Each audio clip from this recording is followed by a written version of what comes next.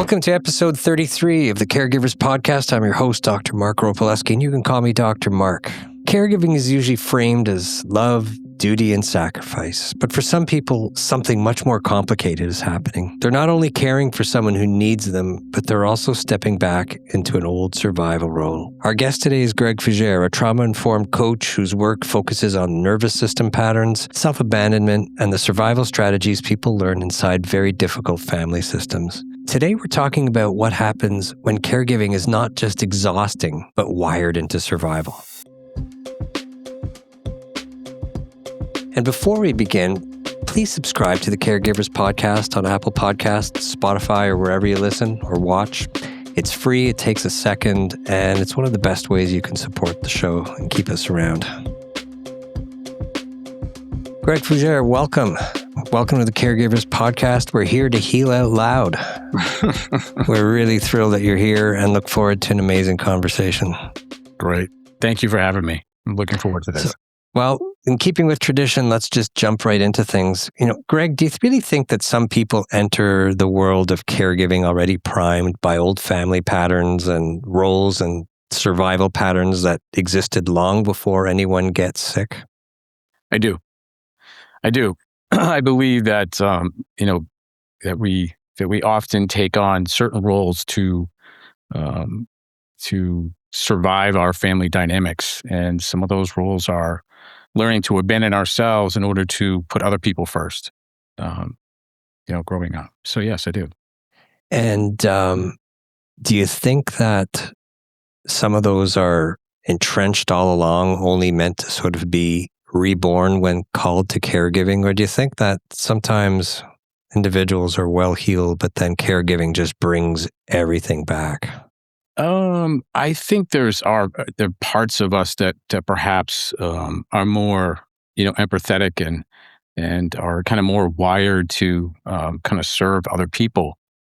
But I do believe, I know for myself and a lot of people that I work with, that caregiving and putting other people first was something that was kind of learned really early on in order to survive what I call kind of emotionally unsafe environments with caregivers who were not, really emotionally tuned to themselves. And we had to become the regulator and very much the kind of caretaker of the other person's emotions. And so, it's kind of the question of what came first, the chicken or the egg. And a lot of the folks that I work with, and myself included, there may have been a part of that in there already, but it certainly kind of got exploited and really brought out growing up in homes that were emotionally, unsafe. So. Tell us a little bit about the work that you do so our listeners understand a little bit of the framework from which you're coming from. Yeah, the work I do with people is really about kind of rebuilding identity and self-trust. After growing up with, again, emotionally unsafe environments and relationships, and kind of recreating those relationships again in our adult life as well. And so one of the common themes that for myself, again, and the people I work with is we lose our kind of identity. We build identity around other people. And again, we in that we also lose trust in ourselves. And so the work I do is really about, helping people, rebuild the version of themselves that had to kind of get buried in order to, again, care for other people's emotional needs. And that's interesting because in its extreme, people are often left vacant, just sort of wondering, well, who is that person anymore? If I have any recollection at all. Yeah. And what does that person today want out of life when I haven't been used to actually asking that question for decades? No. Some of us never asked that question. Yeah. So when a caregiver then says, I know I just can't keep going on like this, but I know I also can't stop. What does that tell you about what's happening beneath the surface in that individual? Well, to me, it's a lot of what we're talking about, in my opinion, are subconscious patterns and programs that were developed really early on. And so and they were developed in a nervous system that was feeling unsafe, and that was in a form of survival mode. For many folks that grew up in these type of environments, their kind of baseline is survival mode. And so they're always in this kind of hyper-regulated state where the system is trying to protect them. And a lot of these patterns kind of get ingrained into us for our own safety and to kind of survive in these environments, but they're being triggered by a nervous system that's trying to protect us. So one of the things that really people run into problems with is they think they can kind of overpower the system, or like beating themselves up for shame, or trying to somehow muscle the system differently is going to help them kind of break out of the patterns and start choosing themselves. And in fact, it doesn't work that way. That we need to start to, learn how to work with the nervous system and regulate the nervous system and try to get the system to feel safer, so it's not in survival mode, running these patterns, doing its job. So,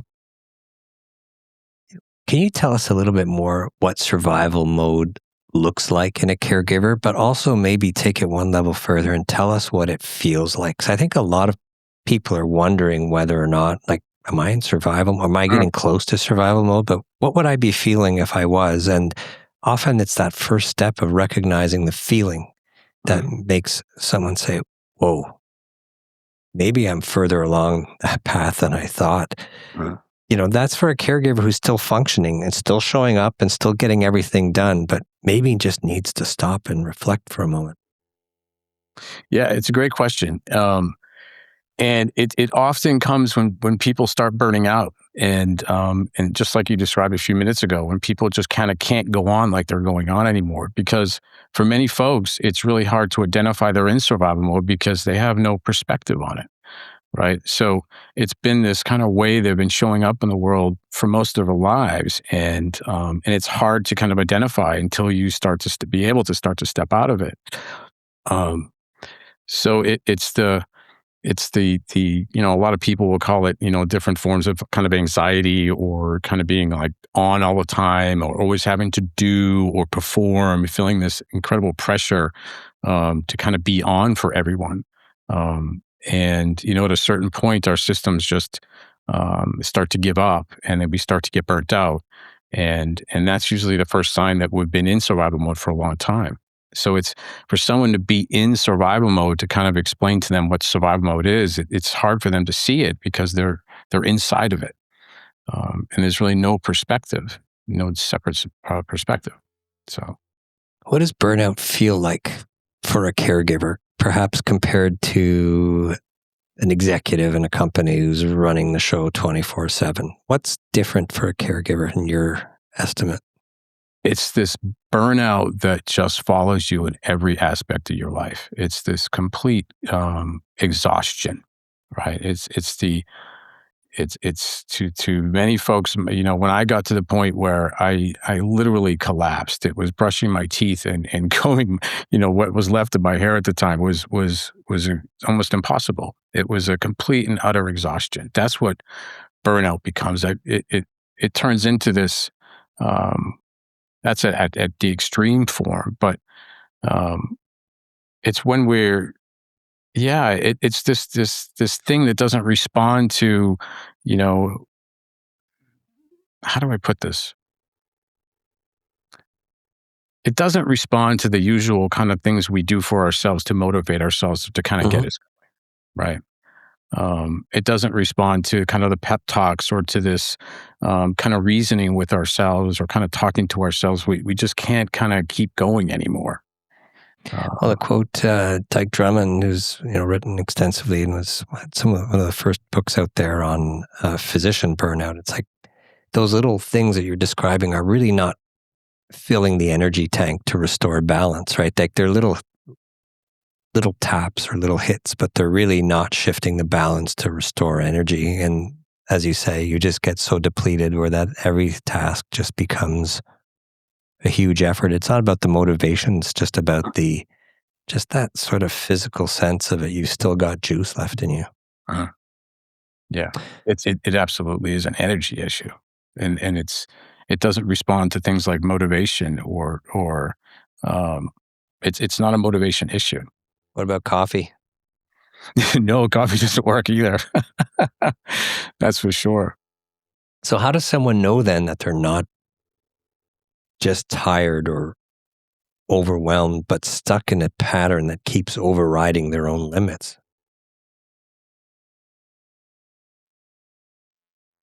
Yeah, I mean, I keep going back. I know it's a very vague term, but I keep going back to the idea of this overwhelming exhaustion, where you just can't show up to life in the same way.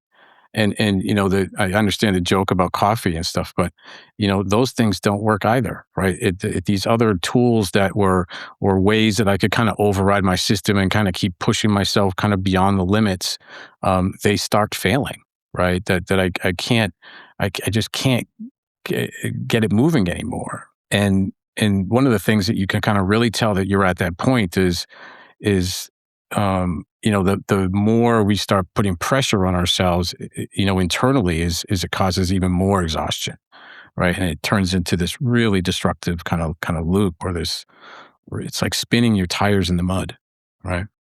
It's amazing. I've spoken to a lot of people who take on that extra pressure may actually be present in the form of self-improvement task lists or habit forming lists, or like adding everything on. And then several of our guests historically have said, we were doing everything and then we really hit the wall, even though you were following whatever in thread these days or many of the more popular books were promoting, is that, building this whole new infrastructure of self-care, yet you could actually burn out doing that. Yeah.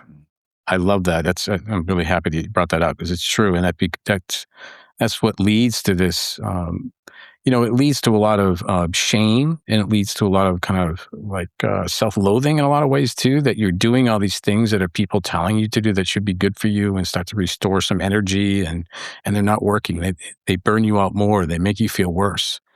And you look in the mirror and you really start to believe that something's really broken in you and there is a problem here and that you're defective in some way.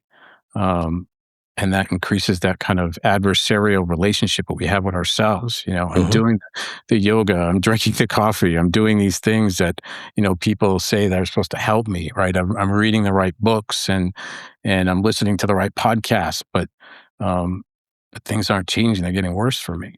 So. I think that's a large number of individuals who are, entering that sort of schema with the best intentions, and yet it backfires. And I think those are people who really need to sort of benefit from some of these deeper conversations.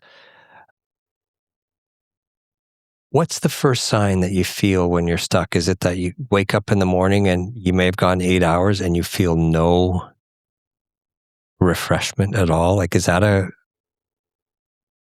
distant early warning sign? Or what in your experience do you think is something that someone might notice, say, oh boy, that's been happening for a couple of months, that might be a warning sign? I think some of the earlier warning signs would be like intermittent collapsing, where it's like completely on or off, where it turns into like you go 90 miles an hour and then you get any chance and it's a collapse, right? And the weekends come and your free time comes and it's just utter exhaustion, and you're not sinking into yourself in the same way. I think that's one of the earlier signs. It's this real kind of on off. It's like the system has to collapse. And it's not rest. It's collapse. And so it's like you said, you can sleep for 10 hours and you wake up and you're just still you're exhausted by the thought of like getting out of bed. Literally. You can imagine when you're caregiving, and perhaps like many individuals these days, caregiving for aging loved ones as well as their own young families, that those times that may be left for yourself are very, very few and far in between. And you're so exhausted that you can't even benefit from those morsels, and you just starve further. Yeah. So you talked a lot earlier about the dynamics of many years of relationships with yourself as well as your environment, that you grew up in and the challenges therein, but often within families themselves, they're unique relationships. So why is it so often the same person in a family who becomes the default caregiver and takes on the burden and is at such high risk of burnout? It's a great question. Yeah, again, I think it's a number of different things. I think there's a I think parents assign that role to one of the children for sure, and I think the childhood tends to be, when you talked about, is it something you're kind of born with, that this kind of ability to kind of care and be more sensitive to and more empathetic towards people. I think that is true to an extent, and I think a parent can kind of feel that in their child and kind of assigns that role to the child.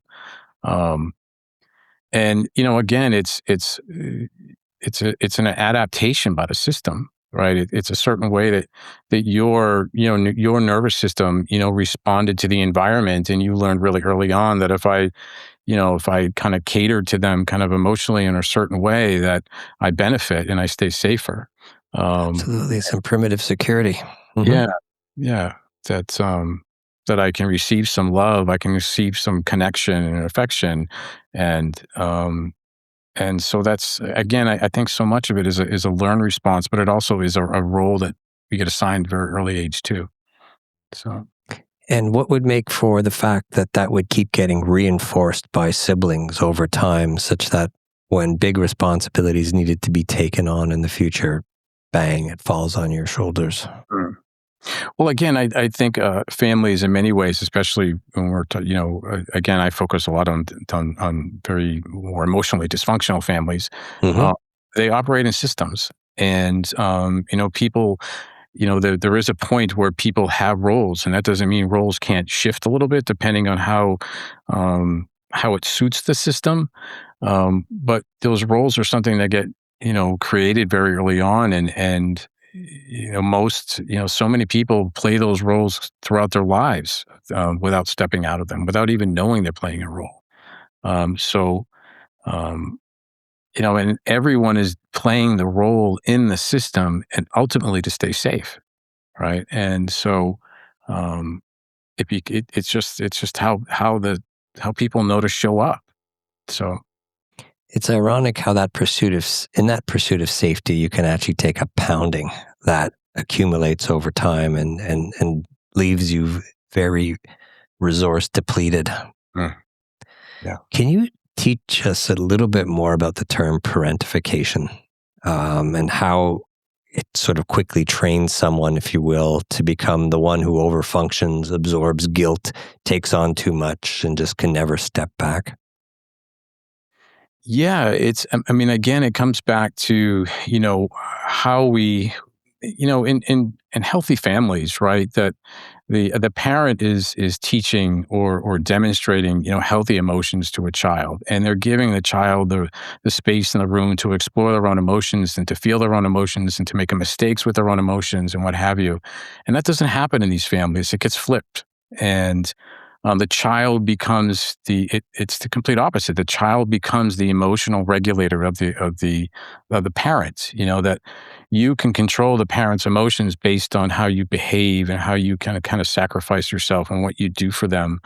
And so to me, parentification is we become the emotional responsible ones in the home at a very early age.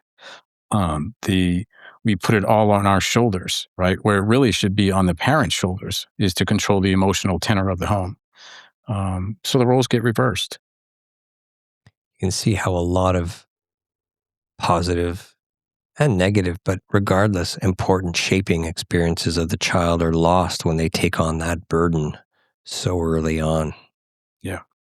That's why, again, we so many people, they never really step into, they never have the room or their space or their safety to really kind of step into a version of themselves that feels authentic. And it's always kind of outsourced to other people. And that's why, the work I do is so focused on rebuilding identity. And in many cases, Hmm. building identity, not even rebuilding identity, because we never really had a full grasp on who we really were to begin with. It never felt safe to us. It always felt safer to shapeshift and contort ourselves to kind of, again, suit the emotional needs of other people. Um, and that's what becomes, that's the whole concept of abandoning ourselves, right? That we learn that in relationships, it's always safer to put other people's emotional needs first. Other people come first, and that's how I stay safe. So, You can see how that pattern, once you enter caregiving later on in life for loved ones, can bring back so much of that dynamic. But also, interestingly, when you've been exposed to that, what and how that shapes your decision to pursue caregiving in a professional capacity, whether nurse, physiotherapist, social worker, physician, um, professional, home caregiver, what have you. Have you have any insights from all the people you've met in your career about like the dynamics that affects the choice to pursue the health specialties in caregiving? I do. I worked as a nurse for many, many years, and I worked in substance abuse too for many years, substance abuse counseling. And so I was kind of always kind of called to, kind of working with others in that capacity. And again, that's where I found my self-worth in relationships. It was being there for other people. That's where I felt some security and safety, and that's where I thought I had value. My value was based on me doing for other people. That's what I kind of prided myself on. That was what I was kind of good at. It was kind of part of my skill set Hmm. that was developed really early I on. hear you. Uh, so I think that's very common for a lot of people to kind of seek professions or seek a way of showing up in the world that they can use that, and which is a great thing. I mean, I'm a coach now, right? I mean, I work with other people, but it's not the first person who gets the energy and the attention now is me. It's not others. So I remember early in my career, I almost had this notion that if you were doing the good work, and looking back at it now, maybe it was like the true sign of not really understanding how to take care of yourself or choose yourself. But if you were doing the good work, somehow you'd be looked after. I still remember my mom who said, once in a while you should go to church and maybe say a prayer to keep the strength up, and that you have the energy to pursue what you're doing. And it's sort of like, I'm doing a good task. I'm sure I'll be looked after somehow. I don't have time to go pray or go to church. Speaking as a young, busy resident who was, wearing numerous hats. Really interesting term you mentioned before, and I have to come back to it because it really hit home. Outsourcing your identity. mm. In a society now where we outsource so much, you find yourself now even outsourcing your identity. So getting back to that call to caregiving, and let's get back to the family dynamics. Mm. A lot of the comments we receive, and they say, don't forget the love that goes into caregiving, and you're caregiving for the individuals who raised you. But when you've outsourced your identity, there are lots of events that can occur later on that might be fueled from those changes, and could also potentially be fuel for resentment. So can you tell me how you tell the difference between caregiving that comes from love and caregiving that comes from fear, fawn, or just trauma-given or trauma-driven obligation? Yeah, again, the pattern was created in these, it was created in survival responses and fawning responses and freezing responses and what have you. And when we're functioning out of that survival mode, or as many times I call it some distortion, right? That when we're functioning, or some people will refer to it as the wounding, right? The wound that was created. When we're functioning out of the wound or out of the programming, when we're running these kind of subconscious programs, I think that's what is the grounds, or can create the resentment and the resistance. When we're able to pour into ourselves first, and we're able to kind of really consciously choose how we're showing up in a relationship, I think that is how we're kind of showing up in love, right? When we're working against ourselves, we're abandoning ourselves, we're defeating ourselves, and that is going to be the breeding ground of resentment. But when I can, care for myself first, and make the choice in how I show up, and it's a conscious choice, it's not a subconscious one, that's when we really can kind of act out of love. Um, so, yeah. So then why do families so often resist the person who stands up and says, I can't keep doing this. I can't keep doing it, taking it all on. Why is there so much resistance in the family when someone chooses honesty and maybe a bit of self-love, as you say? Well, the person was playing a role and for the system, and it was suiting the system. And when someone chooses themselves, and puts the system secondary, it's going to ruffle a lot of feathers. It's going to ruffle a lot of feathers. And I'm not saying this is the case in all scenarios, but you often can start to see the emotional maturity of a family system when someone starts to advocate for themselves and talk for themselves, and that's in my opinion, a pretty big sign of a family that may not be. Yeah, how do I put this without being um, kind of mean here, but emotionally mature. That if they're going to start to reject someone like that, or use guilt or other tactics to kind of get someone to kind of fall back in line, that tells you a lot about the dynamics in the family.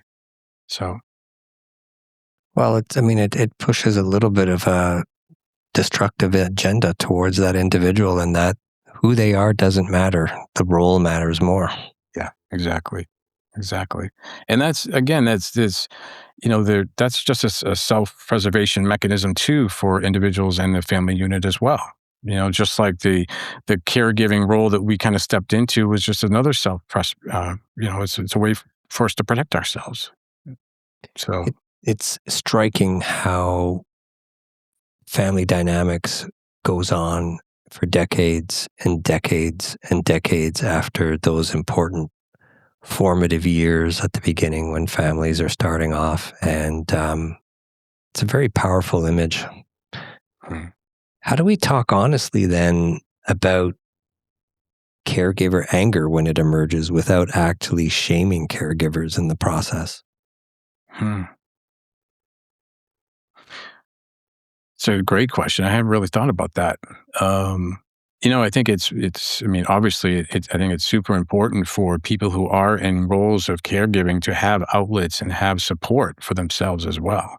Um, and that's another thing that is very common with people who are kind of wired this way, that they're very hyper independent, and they think they need to take everything on themselves, and asking for help or asking for support can be very hard for people, and particularly the people that I'm talking about. And so we need an outlet. We need to be able to express. We need someone to help kind of reflect things back to us and um, help us realize that having anger, having resentment doesn't make you bad, doesn't make you a bad person. These are normal emotions. It's okay, but having support is so incredibly important, and that feels weak and wrong for a lot of people.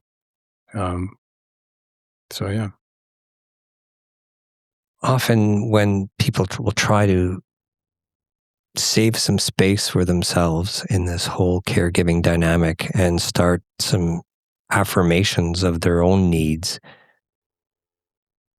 someone might say, shame on you for feeling that or saying that. Like, how could you? This is your parent. This is your loved one. What's it about the hardwiring of those individuals who say shame on the caregiver who's trying to take a few steps to reestablish a footing? I think it depends on who it's coming from. Okay. Again, I think if it's coming from inside the system, it's supporting the system, and it's you stepping out of a role in the system. And I think sometimes outside of the system, it's people who haven't really looked at themselves in certain ways. That they're kind of blind to certain aspects of themselves as well, and that's kind of a self-protection mechanism for them as well. To shame someone like that, shame is Maybe allows them to avoid having to actually delve into those thoughts and reflect to them in their own context, but just shut that other image down or that other conversation down. yeah. So when it gets to the point, and I'm sure you've got a lot of experience with this, when caregivers start saying, I don't recognize who I've become anymore. Like, what are you hearing in those words? And how do you start a conversation therapeutically to sort of help them reacquaint with themselves? Reacquainting with themselves is something that, takes a lot of time. So this is not something that can just, start to happen Right. with a few words. But I think it really starts with, starting to normalize what they're going through, right? I think that's kind of the first step is you're not wrong for there's nothing wrong here with the way someone is feeling, and the anger and the resentment and the exhaustion, and these things are they make sense, they're logical. One of the things that's really important early on is to start to work on that kind of, again, I talked about it earlier, that we develop this kind of, when we lose ourselves like that, we often develop this kind of adversarial relationship with ourselves, and to kind of start there. Where normalizing what's happening to someone is really important, and what they're feeling, and to start to kind of break out of those, because again, like you mentioned a few minutes ago, it's often a voice or something they're hearing in their minds, that they are being they are ungrateful, they are these different things, they shame themselves, they kind of gaslight themselves in their reality, and so it's important to start to kind of break that at first. It's a long process to start to discover oneself after this, but it has to start with safety. Do you think that's the ego that was so formatively changed and molded in those early experiences, that's just coming in and pounding in, trying to restore the balance that it always has tried to keep? Yeah, yeah. I mean, and that's why it's, so much about building safety and slowing things down in these relationships at first, is because you're kind of pushing against a pendulum when you start to try to challenge the ego that way, right? You're pushing against something it's gonna push back, right? Um, and that's something that so many of us do for so long, is we think that the pressure and urgency and shame and the criticizing ourselves is what's going to change things, right? And it's really, our egos and our nervous systems are, they're miraculous, and they're doing their job so perfectly, and they're going to do their job perfectly. And so they're going to hang on to these when it's feeling threatened, these patterns, and ways of showing up. They're going to double down when we press on them harder. So, It's yeah. amazing how individuals who become programmed to caregive, perhaps selflessly, and show a lot of compassion to others, in those instances, really struggle with self-compassion. Absolutely. Yeah. So, what should a caregiver do then when they start feeling that this resentment is growing, and it's growing towards the person they're caring for? And especially when that degree of resentment actually starts to scare them. Do you have experiences with individuals who are like, I feel I'm on the edge, I'm scared about the anger that's mounting? How do you talk them down from that? Again, I don't work with a lot of individuals who are, directly responsible for a lot of, necessarily care for other people at that stage. Mm-hmm. Uh, but again, I really do believe it's about creating some sense of kind of normalcy and safety in the system. And so, you know, allowing these emotions and these feelings to start to move and be felt is really important. So, um, to me, it's not as much about trying to give them information to necessarily talk them off the edge, but give them a safe space and a container to start to process and to feel these things and to be able to express these things and not to hold them back and not to try to suppress them anymore, right? I think when we try to deny those things or try to kind of talk ourselves or pep talk ourselves out of those things, I think that's kind of suppressing what needs to be felt and to move in us. So It comes back to this recurring theme about systems and or rebuilding systems that allow the individual to function more holistically or in a more healthy way. But there's your own personal system you create, but there's also the system that you function in. And we've learned a lot from having spoken to several of the nursing union heads and others about systemic betrayal within the actual system at the macro scale. But here we're talking about your own microsystem that you need to actually put some checks and balances in so that you're not actually self-betraying along the way during your caregiving journey or your journey of looking after others.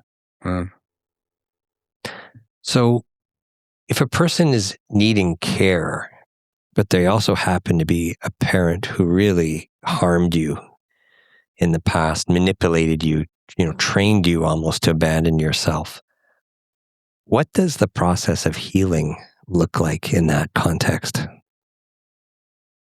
The process of healing while involved in that relationship, the healing that you need to do to survive, you're called to survive once again, once you've reached that point of burnout and resentments growing, and you realize you're caring for someone who really may not have been there for you, may have actually harmed you along the way. Maybe it was physical, maybe it was emotional, mental. But at some point, you need to embark on this process of healing. What does that look like? What needs to sort of be established for a healing environment to start occurring? There needs to be some boundaries put in place for sure.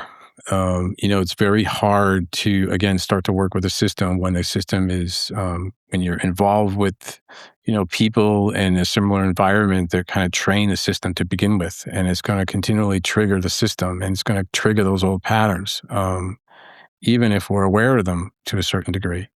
So, being able to set boundaries is really, I'm sorry if my dog is snoring in the background. Coda, can you hear him?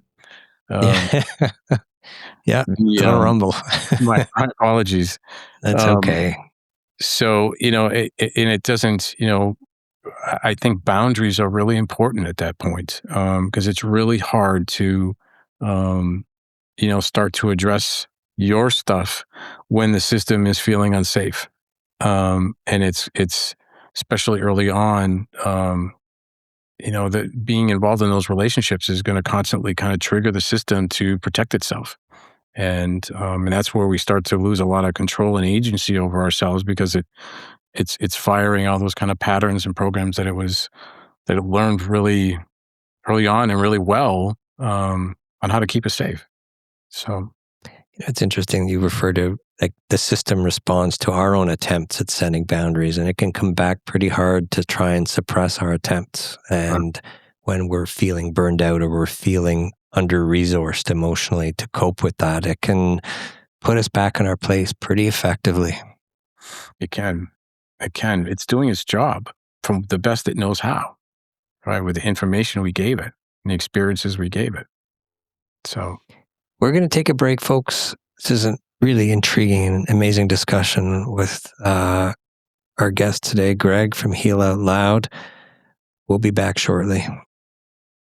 As I started getting older into my teenage years, I started to recognize that there was some like dysfunctions within like my family dynamic. There's certain relationships looked kind of toxic, and as I had to sort of as I became interested in healing my relationships, and sort of starting to question like the dynamic that I grew up with, I started to like my first inclination was to fix the system of the family. Like it was a system I had absolutely zero influence or control over, but I took it upon myself to try to fix everyone else and my relationships with other people.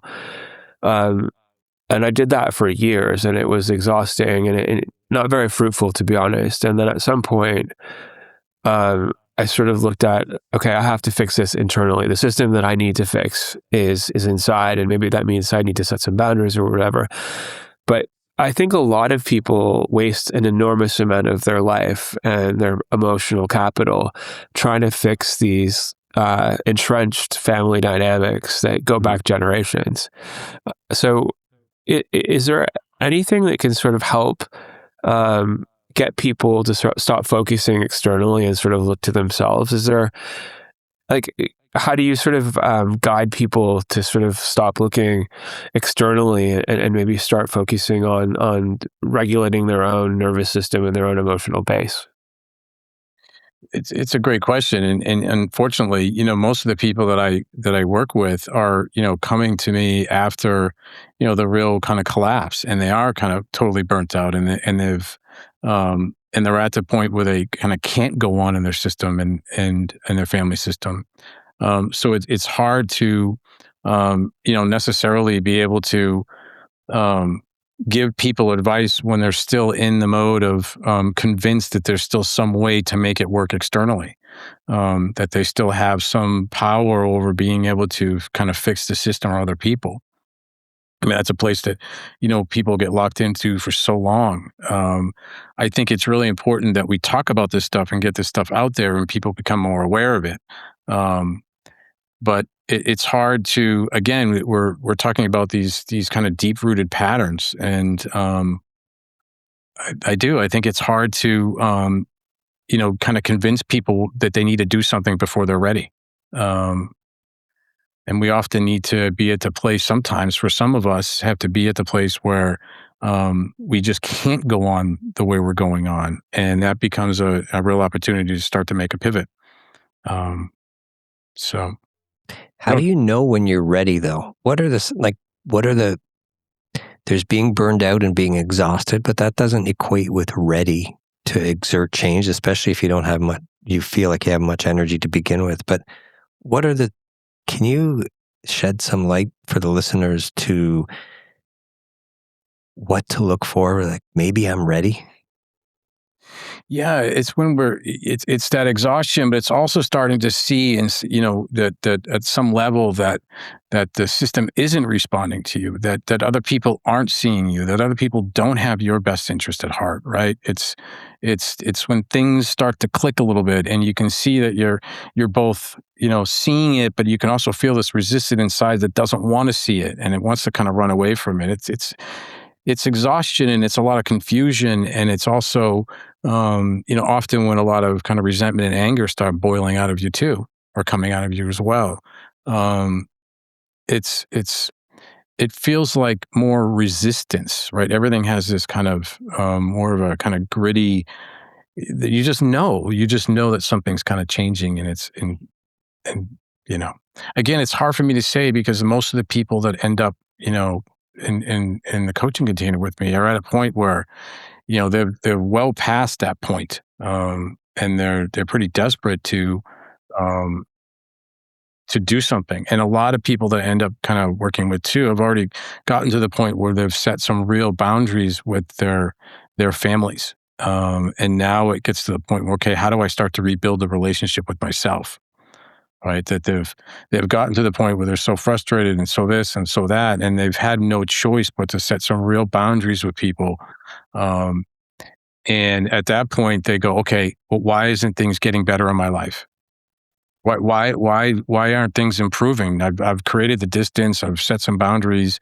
I've made some decisions here, but what's up? I'm still don't feel right. I still don't, I'm still replaying the same patterns in my head and the same relationship with myself. So I think just to follow up, you said a little bit earlier that sometimes you have to let a lot of the anger and the quote unquote negative emotions out. and you can't suppress that. And it just occurred to me, I think maybe part of the reason people don't want to transition from focusing on the external to going inside is because then you're going to have to confront all of the anger and resentment and bitterness that you have towards people that you're supposed to really love, the people in your family. And you have to go through that before you can sort of reach the other side and start to establish that stuff. But getting angry for people, particularly at like parents or siblings, can be pretty daunting and intimidating. So maybe that has something to do with it. Yeah, all these emotions are feel very unsafe and are emotions we don't want to feel. Anger, especially, right? Anger was an emotion that, many people that were the type of people that we're talking about right now, and the type of families. Anger was not something that was safe to express. Confronting was something that was unsafe to do. And again, your safety, your nervous system, right? Your system learned that if I suppress emotions, I can stay safe. If I don't express them, if I hold everything in, that's how we stay safe in this environment. So it becomes very uncomfortable as an adult to start to explore, let these things be felt. And there is the anger, and there are those things, but what a much deeper level, and this is something we can't escape, and it's something that we just have to allow ourselves to start to feel, is the grief.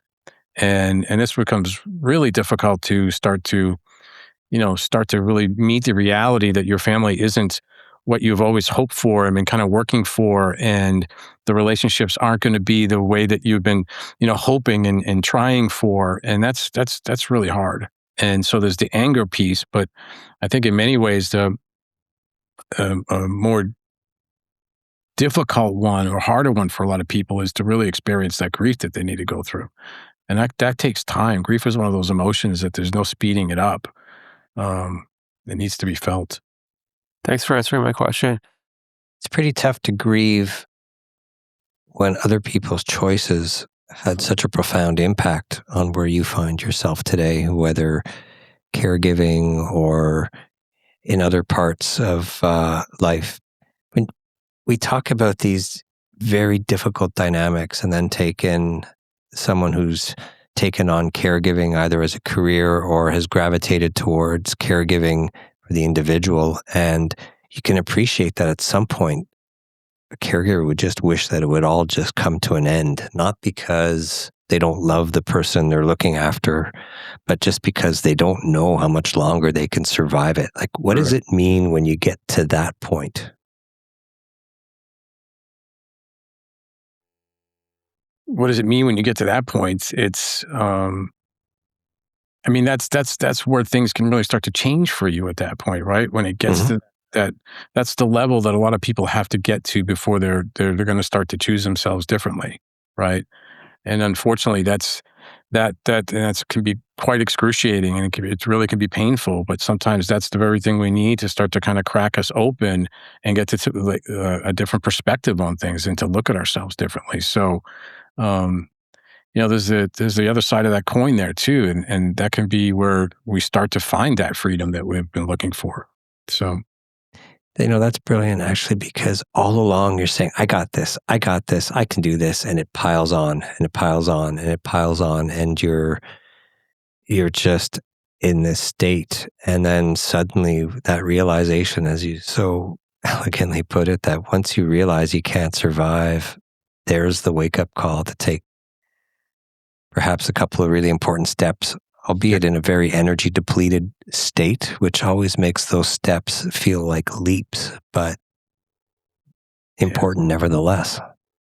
Yeah, they're absolutely, yeah. It becomes a real pivot point. So how can then a caregiver actually stop abandoning themselves without abandoning the person who needs their care? There's got to be a fine line. And I'm sure, and it's not unique to caregiving, but anytime there's that sort of dynamic, how do we not abandon those who need us when we're trying to avoid abandoning ourselves? I don't think there's a way to go from, being in an extreme, I haven't found one, at least, that to go from being in the extreme side of that line and then coming right back to the line, right? And it often looks like we have to the pendulum has to kind of swing a little bit in the other direction, or we have to, and it's going to feel really uncomfortable, that we have to, go to the place where we really, need to put ourselves first. And if that looks like abandoning someone else temporarily, then that's what it's going to look like. Right. I think, the creating that line is after, getting to that fine line, we really have to go on the other side and really choose ourselves first. And then we can start to have the ability to start to trust ourselves and have discernment and understand how to show up in these relationships when we're not, giving from an empty cup, and we're able to give to ourselves first. And then we can kind of find that line. Mm-hmm. I don't think there's a way to go from, at least I haven't found one, to go from, when we're giving everything to this other thing, and to come back to that fine line. I think we have to come to the other side temporarily. So I guess it also depends a little bit about what, reverting back to that line where you can re-enter yourself. It doesn't have to be a drastic walk away and just shrug your shoulders. I'm done here. I'm never returning. No. You can take some small steps and at the same time acknowledge that the care recipient may have a little bit of angst around that, or may have to go through some adjustment, which is disquieting and uncomfortable. But it's not done with angry intent towards the person who needs to adjust to you, sort of just resetting yourself a little bit and finding a bit of space to choose yourself. And I think that's an important distinction, because that's sort of, I'm out of here, I'm not doing this again, deal with it. That's pretty challenging and all, and it's not really adaptive, and it's probably not responsible.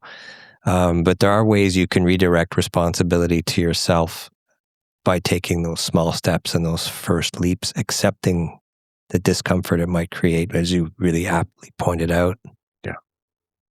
Yeah, and even those, and it doesn't have to mean, walking away for good or anything like that. But even small boundaries feel really uncomfortable, and it feels like you're abandoning the other person.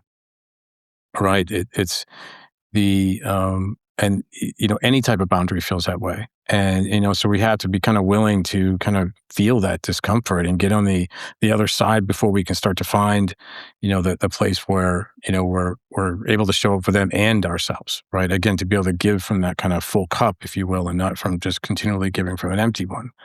But it's gonna feel so unnatural and dangerous for us to start to kind of put ourselves first there. And that's not, we learned early on that we stay safe by giving to them and showing up for them.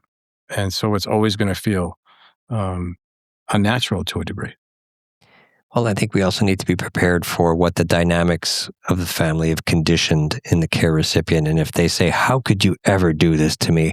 How could you hurt me this way? How could you neglect me this way? That's just the system trying to reestablish the former dynamic. And I think you need to be mindful of the potential behaviors that could arise in others when you try to reset yourself and recreate some boundaries, and understand that it's just a response, and that too shall pass, but not necessarily automatically being drawn back into your original role, and not getting a chance to stand in that new boundaried off territory. Yeah. And again, any disappointment or any pushback on the system is going to feel very dangerous to yours, right? That's what we were, again, that's what kind of created so much of this dynamic in ourselves anyway, was the fear of that disappointment, or the fear of the pushback, or the fear of upsetting them, or the fear of upsetting the system. So, well, Greg, this has been an amazing conversation, and you bring a lot of experience and wisdom to the table, but there are some listeners today who might be really tired, burned out, caregiving across numerous domains. What would you say to the caregiver listening right now who feels selfish, wanting part of their life back, and can't just take the first steps?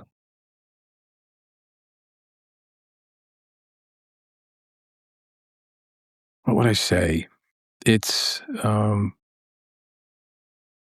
the most important relationship we have in this world is with ourselves. That's, and our ability to fully show up for other people, I believe, stems from the relationship we have with ourselves. And if we prioritize that relationship first, I really believe that that's how we can show up for other people in the best possible way. And so, again, this kind of concept of, if I put the oxygen mask on myself first, that's how I can really start to show up for other people effectively. But I cannot be effective, truly effective, if I'm giving the oxygen mask away and starving myself. And that's a very scary place for a lot of people. It feels very unnatural, but it's not about abandoning other people. It's about, pouring into ourselves is how we really can show up as a really effective caregiver for other people.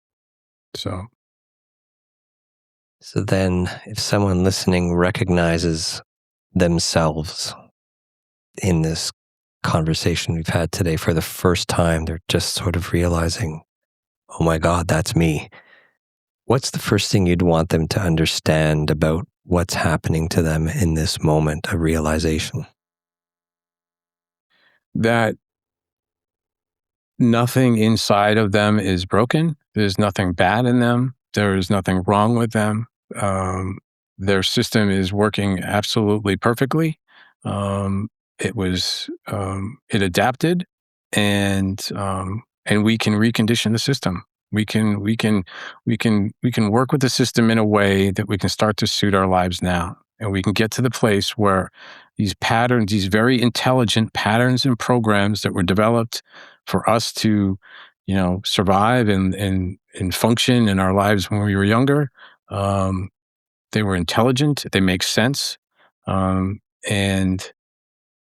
we can start to step out of them. We don't have to let them, run our life now. So,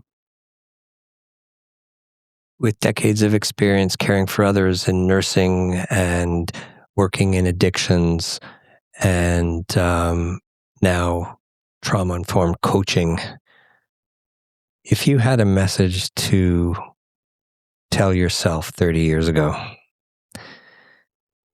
what would it be? You're enough. You're enough. Again, I think that's, for many folks, it's this, I'm never enough, or I'm too much. I have to be on for other people.